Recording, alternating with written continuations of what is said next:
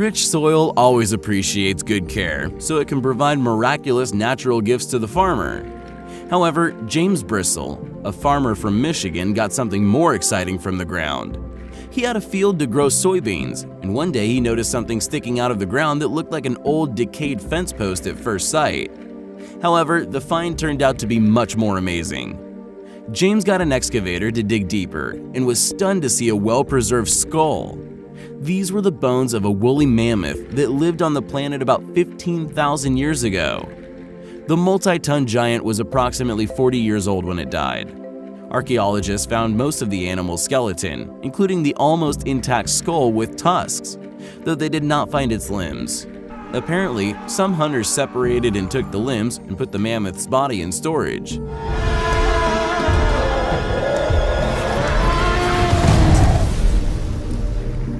It is noteworthy that James exercised his right to keep some of the mammoth remains and gave most of the bones and the skull to a local museum. That was the first discovery. Let's see what's next.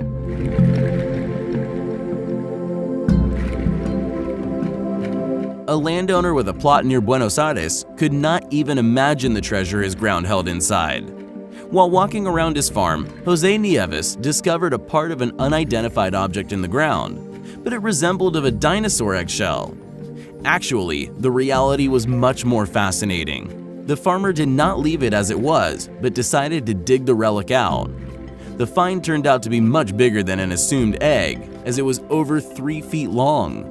An explanation was offered by paleontologists who stated the object was a shell of a prehistoric animal that existed during the Ice Age, namely a young glyptodont, a kind of armadillo that inhabited our planet more than 10,000 years ago.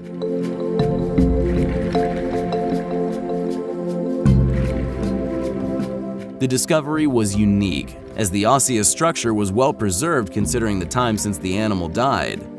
This find shows how amazing and mysterious nature is, as it stores numerous valuable puzzles of our past. A famous discovery was made by mere chance. In March 1974, a peasant from Jean went to the mountains to dig a well. To his surprise, he found many ceramic fragments sticking out of the ground instead of water when digging.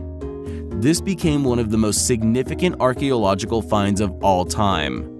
The terracotta army of Qin Shi Huang, the emperor who united isolated Chinese states into a single empire in the 3rd century BC. The notable historic relic dates back to 210 to 209 BC.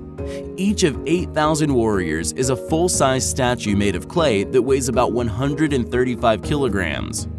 The weight of each horse is 335 kilograms.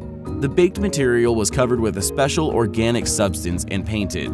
The innumerable army buried 1.5 kilometers from the emperor's tomb instead of real warriors is believed to be an ancient way for a leader to affirm his total authority and to gratify his ego in this world and beyond. More than 700,000 people worked for 38 years to build the Qin Shi Huang's mausoleum and create his terracotta army.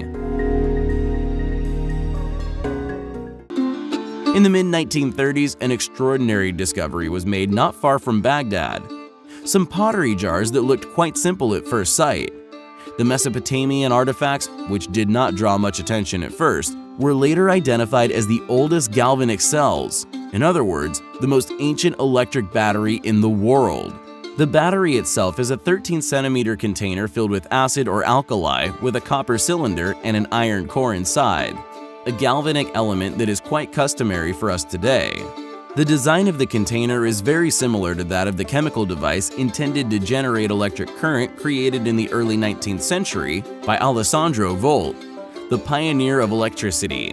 Does it mean that ancient people knew about electricity 2,500 years ago? The question remains undetermined. In 1947, Willard F. Gray, an American physicist, made an exact copy of the Baghdad battery using copper sulfate as the electrolyte. The battery produced electric current with a voltage of about 2 volts. In Mythbusters episode 29, copies of the Baghdad battery were tested. Carrie, Grant, and Troy managed to generate 4 volts of current using some lemon juice as the electrolyte. Holy! We have 4 volts! 3 volts! Oh, yeah! Days are very much alike for coal miners, especially those working in the rural Siberian Tysul region of Kemerovo Oblast. On September 5, 1969, miners working in a coal mine at a depth of 70 meters saw a 2-meter marble sarcophagus. The artifact was hoisted to the surface of the ground, and the miners, driven by curiosity, opened the cover. There was a mummified body of a young girl inside, flooded with a pinkish liquid. She had white skin and thick chestnut hair.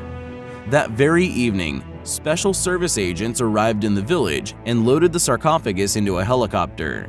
The discovery was named Tysul Princess. Scientists were stunned. The body taken out of the liquid started browning rapidly, but was restored to its original color when placed back into the sarcophagus without any signs of decay. It turned out to be impossible to determine the production technique and the content of the liquid filling the coffin. It is reasonable to assume that the girl belonged to a civilization that was much more highly developed than ours. However, there is no reference to the mysterious Tysul Princess in scientific publications or news feeds. There are no authentic video materials to